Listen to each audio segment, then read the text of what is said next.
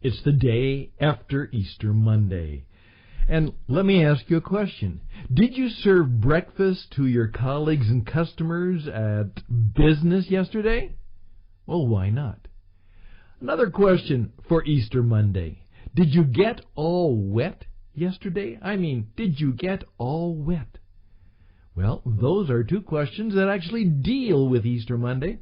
And then I'm going to simply illustrate how you can also use this time of renewal as a way to change how you do your business.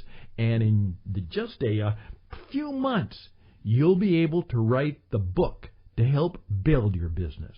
My goodness, all of that's coming up right now. I'm Stan Houston. This is the Jesus Entrepreneur Experience. And all of that good stuff starts right now.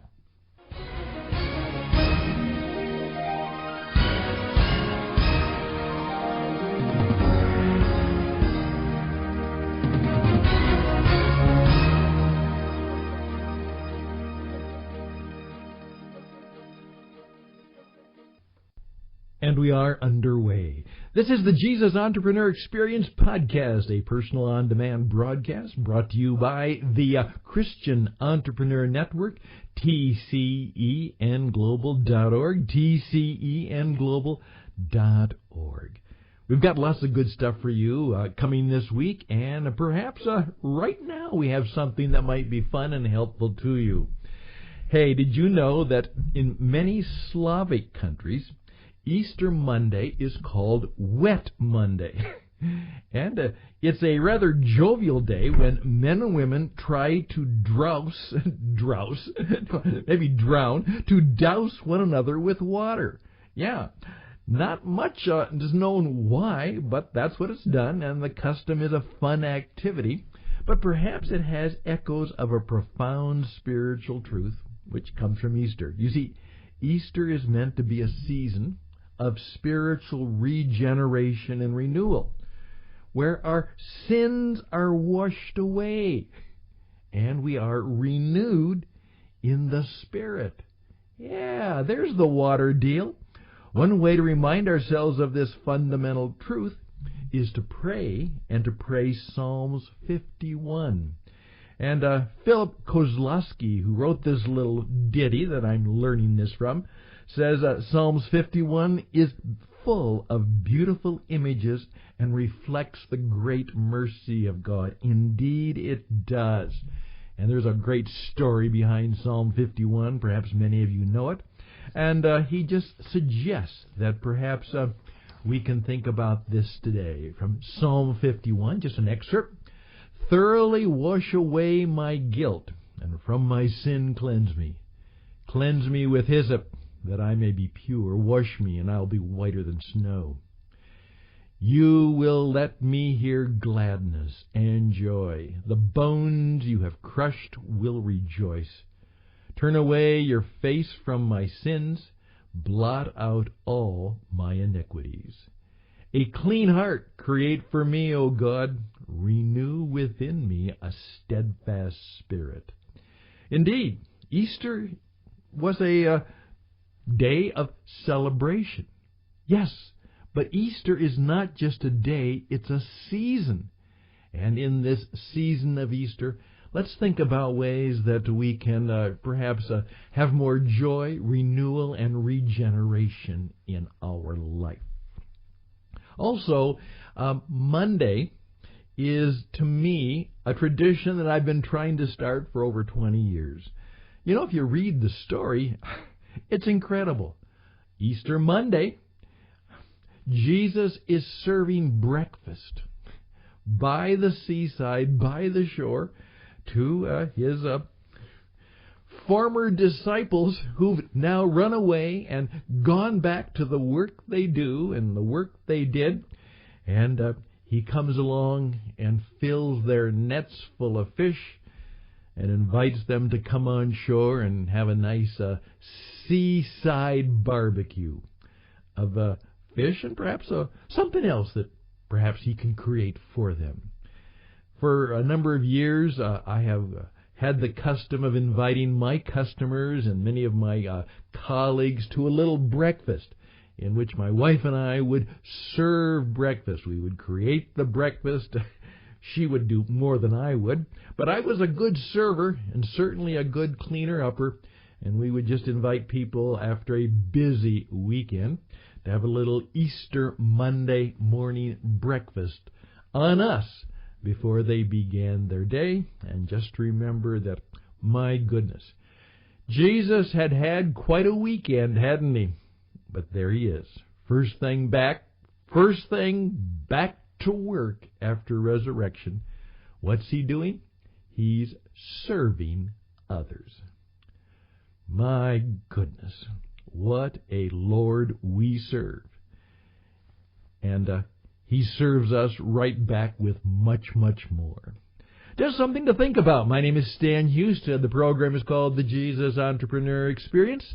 We'll have a few more things to say, and then we're going to help you write a book today.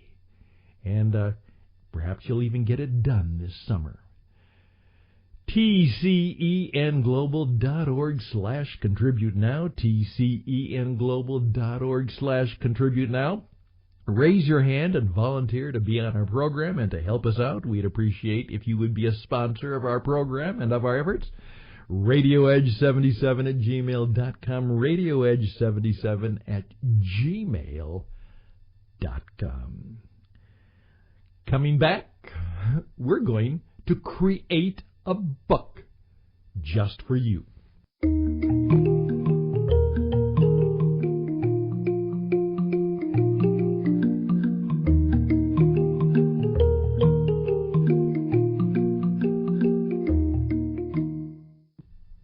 As you may know, and you are discovering, and obviously you may be participating, podcasting is changing the world.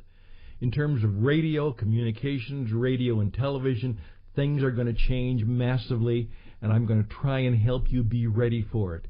If you do not deal with the modern media, the video, the radio, the audio, the podcasting in some way in your business, you are going to be left behind, and stalling may cost you big time. And so part of what we're going to do this second quarter, we're going to help you really make your mark in the marketplace, learning how to use the modern media. And not only is podcasting significant, but now I've just created a little 16-minute video which will help you understand how the best way to write a book is to not write a book, but to create it and perform it first as a podcast, and it is revolutionizing much of the book writing world. People are saying is I'm going to podcast my good story and stuff first, and then I'll use that as a way of turning it into a book a little bit later on after I've established an audience and really had an ability to kind of sample how the whole thing goes. So what I'd like to do in the next few minutes is I'm going to take the audio from that video. That's what it is now. It's a video, which you're just going to have to use your imagination, and it is the audio from the video, and it truly is how you can use podcasting as a way to create the book, to build your business, tell your story, make your mark in the marketplace. So without any further ado, let's listen to the video. Greetings, and I trust you are doing well. I'm Stan Houston. I'm a longtime business performance coach, international broadcaster, and in many cases now a modern media mentor to people all around the world. And I produce a variety of spokesperson videos and online courses, and I believe for those of you who are writers, this is truly just for you. I remember the thrill when I finally wrote my first book. Now, I should have taken the advice of one other person, but I didn't. And that person said to me, Stan, write your first book before you're 35. And I still believe that that perhaps is true for many, many people, particularly for those in business and commerce, if they want to get what I call their DWI convictions. DWI convictions does not stand for driving while intoxicated or driving under the influence or drugs that have you under their influence. It stands for what you need to be convicted of from time to time. Demonstrated wisdom and insight. Demonstrated wisdom and insight. In the books you write, in the speeches you give, in the ways that you perform in your life and in your business, people can sense there's something about you that demonstrates wisdom and insight and truth. And perhaps wisdom, insight, and truth is what wit is all about. And not only is it wisdom, insight, and truth, perhaps there's a smile to it, a little bit of wit, cleverness. Not necessarily cuteness, but cleverness and something that makes people smile from time to time. All good marketing, in many ways, makes people smile. And in many cases, good writing also brings a smile to our face as we enjoy the story, even the stories that perhaps are a little bit tragic and tragicomedy. Oh, yeah. How do we get convicted of demonstrated wisdom and insight? Well, of course, one of the ways is to write a book. And it's been said that 83% of the population would like to write a book. You know, you go around and say, would you like to write a book? Oh, yeah, there's a novel inside of me. There's a story I'd like to tell. Well, of course, 83% of the population will never write a book. Most of them will never even come close to writing a book. However, if you're a serious writer, perhaps you have written a book. Perhaps you've written a number of books. Even perhaps you say, well, I'm still working on that first book or whatever it might be. And I remember again when I first wrote my book called You Make the Difference. And it was a book on what I called personal performance marketing. How to market you, because you have to market you before anybody will probably buy the stuff that you have, the things that you're selling. Sometimes if you're a writer or an author or a creative person, before they will buy the services or the trademarks or the craft that you have contributed and turned into a real thing, they'll have to buy you before they buy your book or before they begin to follow you or care about you or in some ways recommend you to others. You make the difference. So I wrote that book, and it's long out of print. This is the last copy, and because I wanted to do a revision of it, I went down and got myself a coiled version so I can study it and write it a little bit easier.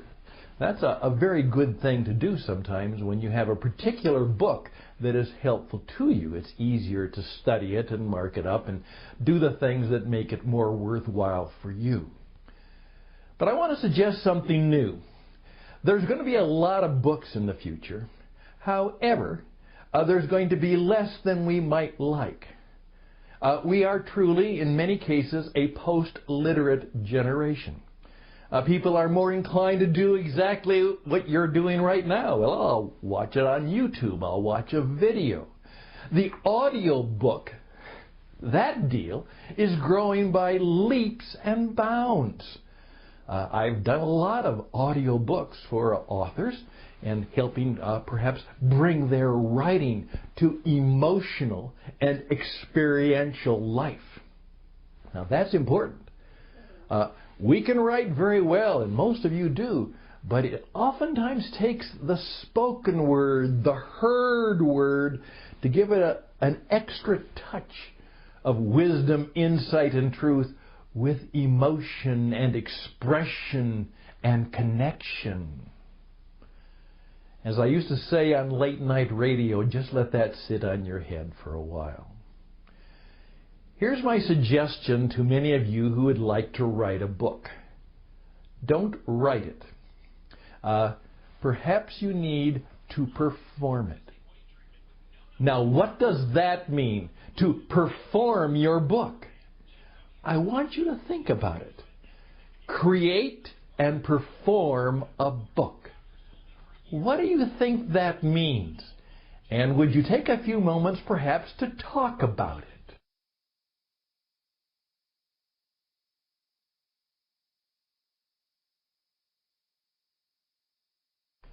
Well, I'm going to bother some of you right now because I'm going to challenge you. I have worked with a lot of writers and authors. And my daughter is an acknowledged writer and author and editor, world class. And you like to write. Even though it is blood, toil, tears, and sweat, you want to sit down and type it out. Or if you like me, you perhaps like to sit down and write it. And I write with a particular pen. I found out that Daniel Silva writes with a particular pencil that he likes, and I like that too. In fact, I used that black Murado pencil that he oftentimes suggested. I like to write on a graph sheet of paper. Somehow that allows me to sketch or perhaps give an illustration or a note of connection as I'm writing. So I like to write when I write. I enjoy it. And I have a routine for it. And I have, the things that I use and the tools and techniques that I use to do that. But most people can't do that. They don't have the discipline, or necessarily do they really find that will work for them.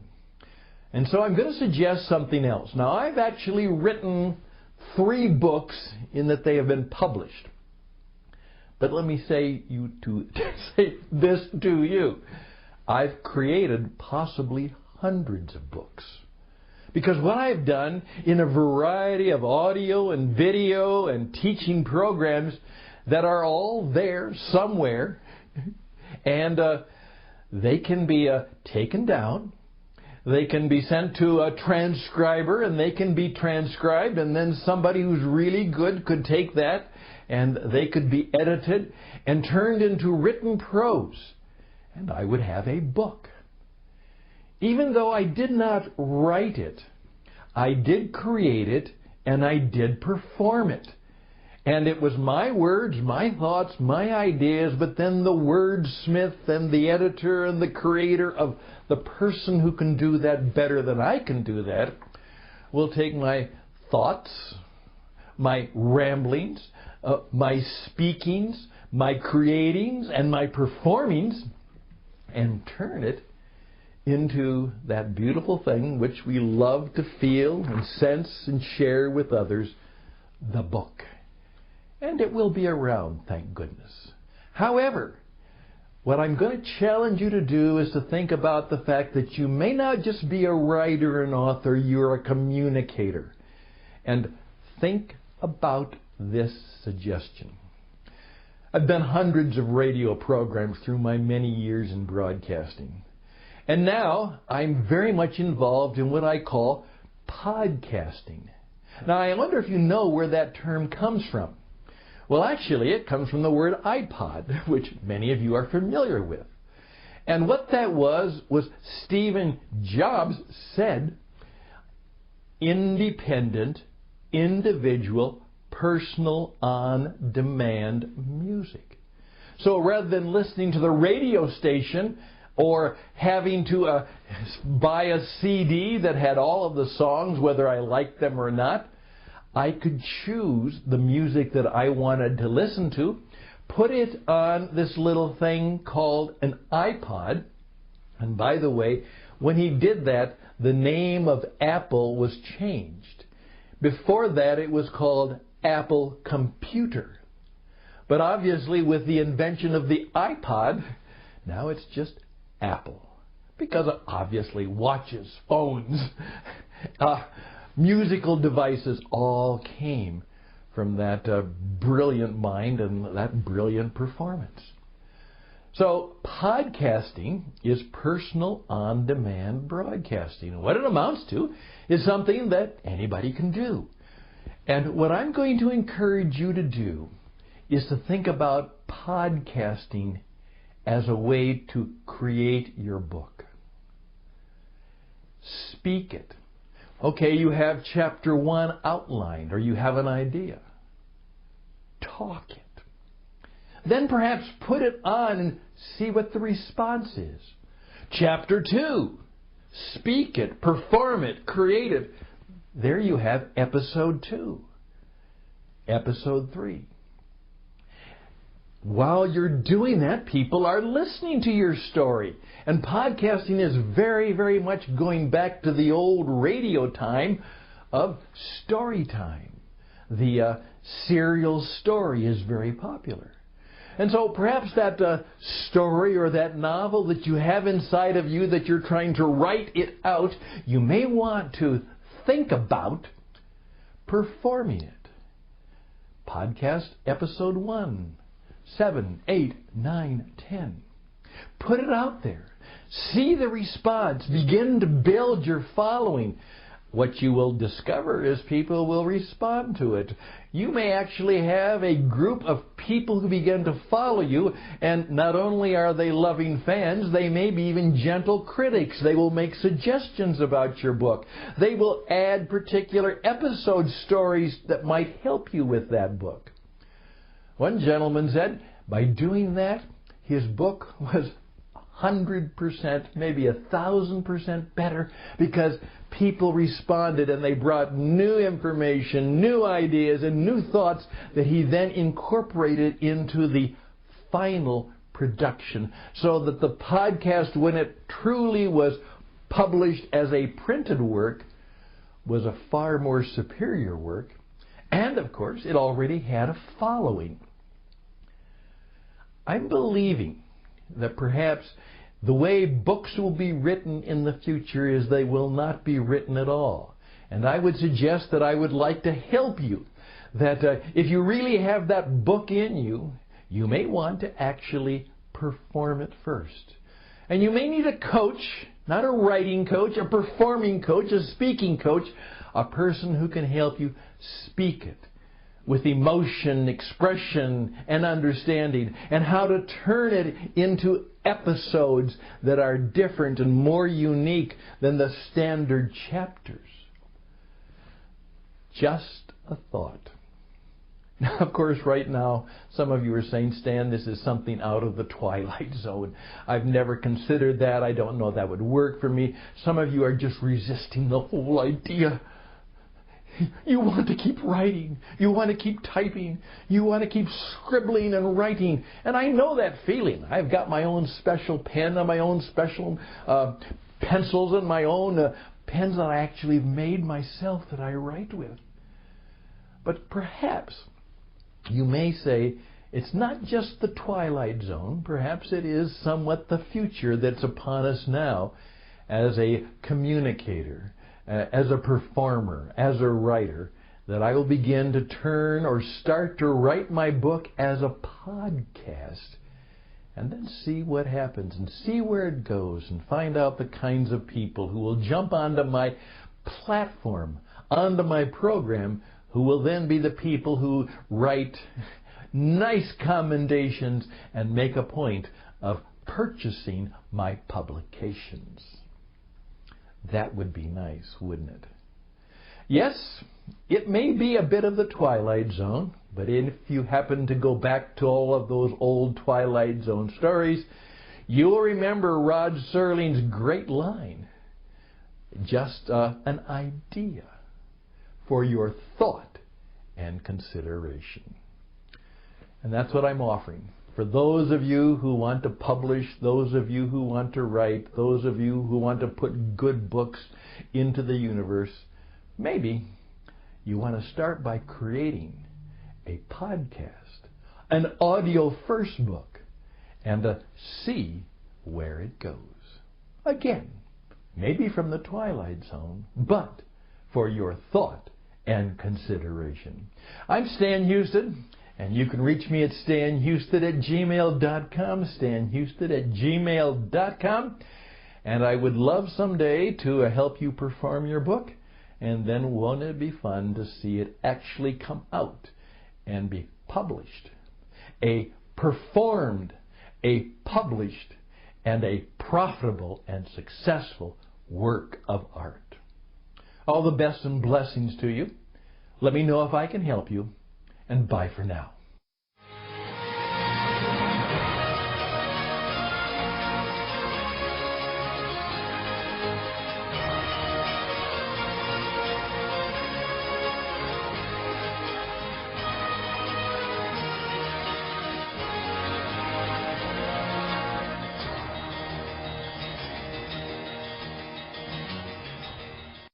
There we go, and indeed, that was the show. And you can let me know if I can help you. I would be grateful for that opportunity.